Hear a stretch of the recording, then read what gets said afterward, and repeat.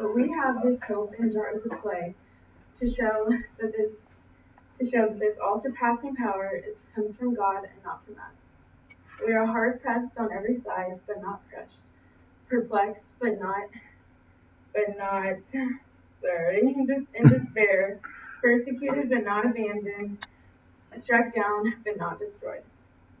When I read these words on Thursday night, November 8th, 2018, they struck me a little bit differently than they had before. Let me tell you why.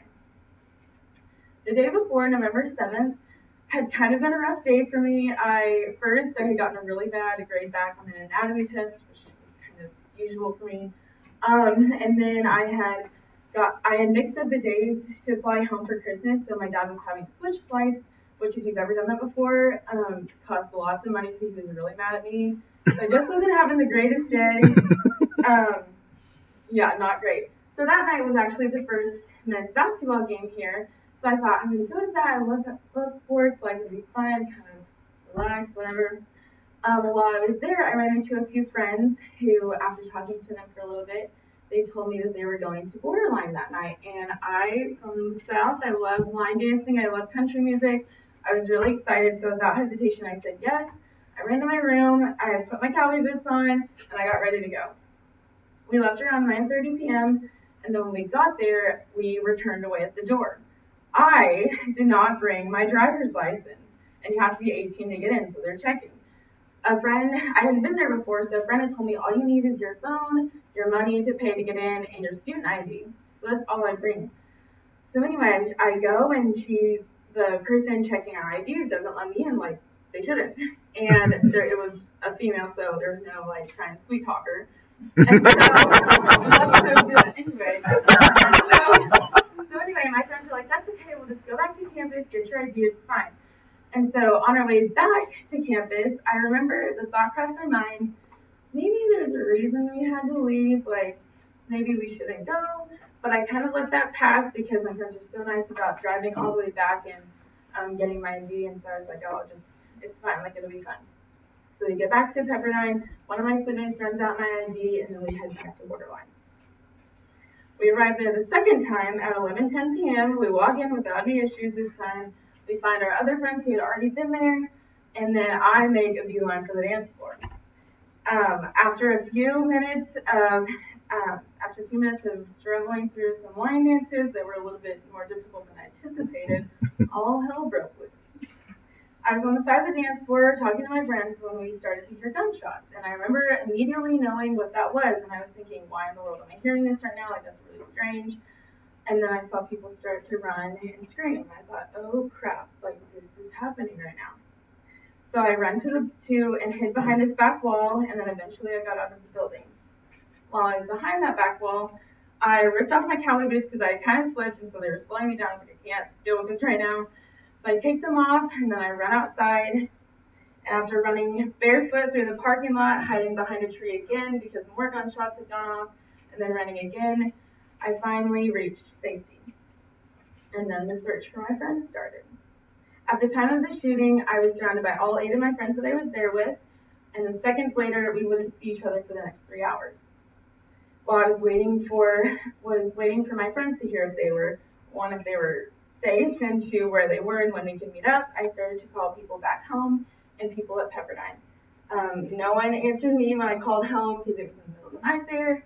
So I called people back on campus, let them know what was going on.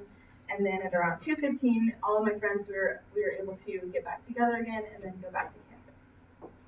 When we finally got back, we were told to go to the Hawk, where we were met by people from the counseling center who talked to us for a little bit and then allowed us to go back to our dorms, where I talked to my RAs and some of my sleepmates who had stayed up and just reassured them that I was okay. And then I decided I should probably call my mom. So around 4 a.m., I called my mom, and before when I called home, I purposefully didn't call her because one, I knew she would answer, and two, I knew she would have a heart attack. So I finally called her, and my voice was finally calm, and I just said, hey, like, I'm okay, all my friends are okay, I'm back on campus right now, like, we're all safe. I reassured her of that multiple times, and then I said, but I need to tell you what just happened before you see anything on the news.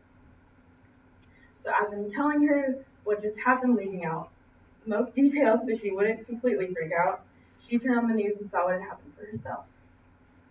And at that point in time, I hadn't seen any news reports, so I didn't even know the severity of the situation until she told me, which freaked me out. After reassuring her again that I was really okay, I was finally able to get off the phone with her and then go to sleep, which was now around 5 a.m. About 2.5 hours later, at 7:30, I was woken up to phone calls and texts from family members and friends back home and at Pepperdine asking if I was okay and just wanted to hear my voice. So, it seems kind of impossible to find any good in this situation. I remember sitting outside on the curb waiting for my friends, seeing if everyone was okay, and just starting to cry because I was thinking about just the evil that exists in this world.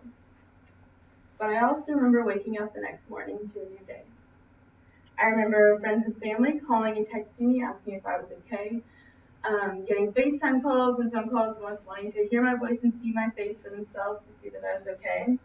And I remember strangers coming up to me and hugging me and just saying they were so thankful I was safe and happy to see me. The impact this event has had on me has lasted much longer than any physical cuts or bruises have. I think about it on a daily basis, and I've let it change me.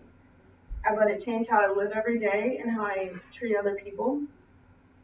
I've let it change how I see my good and bad days, and you think about some days that are hard, I realize, okay, it's actually not that bad. It's helped me to see joy in situations that seem really bleak and to move on from them.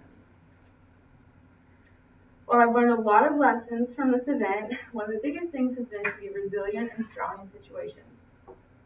Things may seem impossible, but they don't last forever.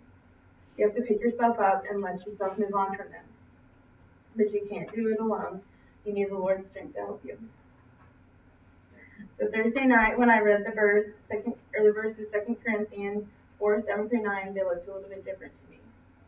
I felt hard pressed on every side, but I wasn't crushed. I was perplexed, but not left in despair. I felt like I was being persecuted, but I was not abandoned. And quite literally, I was almost struck down, but I was not destroyed.